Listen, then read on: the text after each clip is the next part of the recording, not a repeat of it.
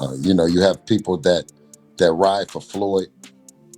They ride for Floyd unconsciously. They ride for Floyd, 100%. Blindly. They ride for Floyd blindly. Bill Haney just took the gloves off. In a no-holds-barred verbal slugfest, the outspoken trainer and father of Devin Haney unloaded on Floyd Money Mayweather, accusing the boxing legend of being obsessed with cash, secretly bankrupt, and completely out of touch with the sport that made him famous. "All you ever talk about is money," Haney snapped, calling Mayweather's $402 million real estate flex a fraud and blasting him for leaving his team struggling while he flaunts private jets and diamond watches. This isn't just beef, it's a full-blown breakdown of the Money Mayweather persona, and Bill is exposing it brick by brick. Before we dive in, do me a quick favor, like this video and subscribe. 98% of you watch without subscribing, and it helps a ton. Done? Awesome. Now, let's get into it. That's that old business model that you're going to charge the fans for some fights and that you the face of boxing because you just keep shoving it down their throat, man. The Mayweather era, that's over with, man. Tensions that had long simmered beneath the surface finally erupted when Bill Haney unloaded on Floyd Mayweather in a confrontation that sent shockwaves through the boxing world. For years, whispers of bad blood had circulated, but this time Haney wasn't whispering. He was on full blast. With his voice steady and his words sharp, Haney accused the boxing legend of using money as a shield, calling out Mayweather for what he claimed was a carefully curated illusion of wealth, masking deeper financial instability. "All you ever talk about is money," Haney snapped, clearly fed up with Floyd's nonstop braggadocio. But it was what followed that really hit hard. Making all this money. Now that's the thing. They talk all that money talk. Can't be one looking good and the rest of the crew if you getting thoroughbred money. Haney didn't just attack Mayweather's public image. He called out the condition of the people around him. "Your people look broke," he said bluntly, zeroing in on a painful truth. To Haney, it wasn't just about the money Floyd flaunted. It was about the people behind him, the team that built him, who didn't seem to be benefiting from the empire they helped create. In that moment, this wasn't a debate about boxing. It was a gut-level indictment of the man behind the moniker Money Mayweather. Haney was pulling back the curtain, and what he claimed to see wasn't a billion-dollar brand, but a man who had lost touch with the very foundation of the sport: loyalty, community, and authenticity. For that, though. That's because you're right. You always talking about the money and shit. That's what I'm saying is, you can't. Bill, we not even on here talking about no money, Bill. Bill, we not even on here talking about no money. This ain't even about no money. You brought the money up. At the heart of Haney's takedown was Floyd's much-hyped $402 million real estate play, a flex that, on the surface, sounded like another notch on the belt of one of boxing's richest legends. Mayweather had claimed full ownership of a massive portfolio, 60 buildings and over 1,000 affordable housing units in Upper Manhattan. The move, according to him, was both a power move and a statement about generational wealth. But Haney, along with several insiders in the boxing and real estate industries, wasn't buying it. He suggested that the deal may be far less than what Floyd portrayed publicly. In fact, property records showed no full transfer of ownership, and sources close to the deal quietly admitted that Mayweather's role might be limited to a minority stake with options to buy more later. Not full control. Tank doesn't want any of it. Why is that? I know you can't give. Man, get off of Twitter, man, and knock it off, man. If you the face of boxing, then send over something, man. You know what I'm saying? Something respectful, like you're really trying to do this. Because every fighter that Devin gets paid, man, the most money, man. To Haney, this was yet another example of Mayweather's obsession with image over substance. The massive real estate announcement may have played well on Instagram, but the reality, according to critics, was a lot more complicated. Rather than a mogul move, it looked increasingly like a strategic smokescreen, one meant to keep the narrative of financial dominance alive while doubts grew behind the scenes. For viewers, it begged the question, is Money Mayweather still as rich as he claims? Or is he playing an expensive game of financial illusion?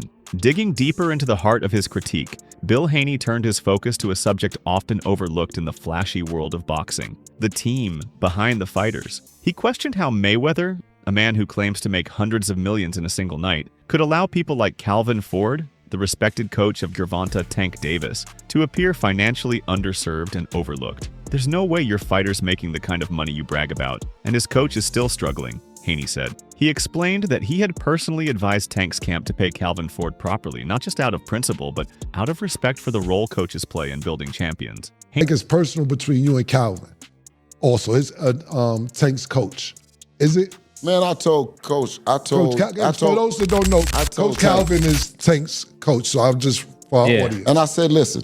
Haney even floated the idea of a coach's strike, joking that trainers across the industry might have to walk out if this kind of financial disparity continued. The message was clear.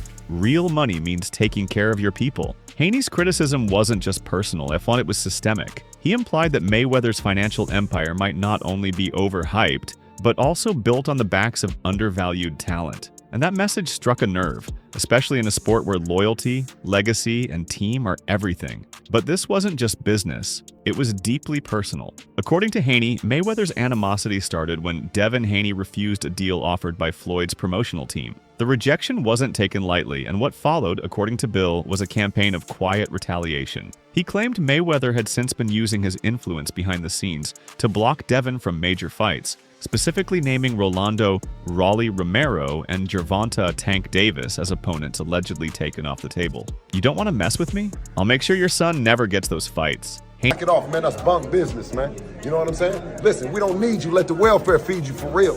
You know what I'm saying? Yeah, for real. Because that's where you're going to be at the welfare line. You keep on the people, giving them the fake fights, talking about that we didn't charge $57. Listen. He claimed Mayweather had essentially said, not publicly but through private whispers, backdoor politics and veiled threats. This kind of behind-the-scenes maneuvering isn't new in boxing, but Haney's willingness to speak on it made it all the more shocking. And unlike others, Haney didn't back down. He came at Mayweather with full energy, demanding to know what Floyd had done for his community, his people, the fighters he came up with. Where are your people at? He asked. Where are the ones from the streets you came from? Who have you really put on? What started as a confrontation over money had now evolved into a moral indictment. Haney wasn't just challenging Floyd's bank account, he was challenging his character, his legacy, and the idea that you can claim greatness while allegedly holding others back. For a man who calls himself the best ever, it was the kind of accusation that cuts deeper than any punch ever could. As the lights dimmed on Floyd Mayweather's legendary professional career, fans expected a quiet, dignified exit for a man who walked away from the ring with a perfect 50-0 record. But instead of retirement, Mayweather stepped into a new arena, the world of exhibition fights. These matchups, often against influencers, MMA fighters, and reality TV names, didn't count toward his official record and rarely offered competitive risk. But what they did bring in, allegedly, was money. And that's exactly where the criticism began. We're going to give you the best fights, and we're going to get all the people in there, you know what I'm saying, because that's what we do. And we pay the fighters. We give the fans an opportunity to come in. That's that old business model that you're going to charge the fans for some bull fights and that you the face of boxing because you just keep shoving it down their throat, man. According to Bill Haney and others in the sport, Mayweather's continued return to the ring has little to do with passion and everything to do with paydays. While Floyd has insisted he's doing it for the fans and to stay active, industry insiders and analysts like Joe Rogan and Oscar De La Hoya have voiced doubts. De La Hoya in particular has been vocal, suggesting that Floyd's exhibitions could be motivated by financial necessity rather than love of the sport. When you've made hundreds of millions but keep returning for glorified sparring sessions, it's not about legacy anymore, De La Hoya said. Do you think he actually wants Absolutely. You think he wants a rematch? Look, another reason why he's crawled out of his rock, he needs money. You think he needs money? Absolutely. He even implied that this constant return could dilute Mayweather's reputation, turning a once-elite brand into a sideshow attraction. Haney echoed that sentiment, accusing Floyd of selling fans spectacle over substance. To critics, it isn't just that Floyd's fighting less skilled opponents. It's that he's doing so behind massive paywalls, squeezing every last dollar out of a sport that once made him great. Bill Haney isn't the only one pulling the curtain back on Mayweather's money games. Over the past few years, a string of fighters and celebrities have raised serious concerns about Floyd's financial transparency, with Logan Paul, Jake Paul, and even 50 Cent taking public shots at the boxing mogul. Logan Paul, who fought Floyd in a blockbuster 2021 exhibition, publicly claimed he was never fully paid for the bout, despite the fight reportedly generating tens of millions. Logan later went on record saying that he had to hire legal help just to try and collect the money owed. "If I got paid what I was owed, I wouldn't be chasing another payday," he said. But Floyd knows how to play the game. True or false, and why did Floyd Mayweather fully pay up Logan Paul for their fight? I'm not God, but my spidey senses tell me nah. I can guarantee me and Logan Paul, we can go out and make $100 million. Jake Paul also joined the chorus, openly speculating that Floyd's constant need to promote fights and the fact that he hasn't walked away from the spotlight may be tied to financial pressure. And then there's 50 Cent, once a close friend and business partner of Mayweather, who has repeatedly suggested over the years that Floyd's finances aren't what they seem, alleging that the lifestyle may be outpacing the income. These aren't random haters or online trolls. These are fighters and insiders who have either worked with Floyd directly or understand the business well enough to spot a red flag. Bill Haney simply added his name to a growing list of voices asking the same uncomfortable question. Is the man known for money, running out of it? For years, Floyd Mayweather has curated a lifestyle that feels more like a billionaire fantasy than a retired athlete's reality. From calling his private pilot like an Uber driver to personally laying out millions in diamond-studded watches on hotel beds for social media, his life is a 24/7 display of excess. Private jets, fleets of luxury cars, $10,000 shopping sprees, gold-covered meals. It's all part of the persona. But what happens when the cost of the image starts to outweigh the income? That's the question people like Joe Rogan have started asking. On his podcast, Rogan didn't mince words. Floyd spends money like he has a faucet that never shuts off. But you don't keep that kind of lifestyle unless money keeps coming in fast, and often. Rogan also noted that Floyd seems to be addicted not just to boxing, but to the idea of being Mayweather, the constant movement, the attention, the illusion of invincibility. And while there's nothing inherently wrong with living large, the concern grows when those around him, like his fighters and coaching staff, aren't experiencing the same financial freedom. But I don't even think he don't need any money. He spends so much money. Yeah, but he don't need any.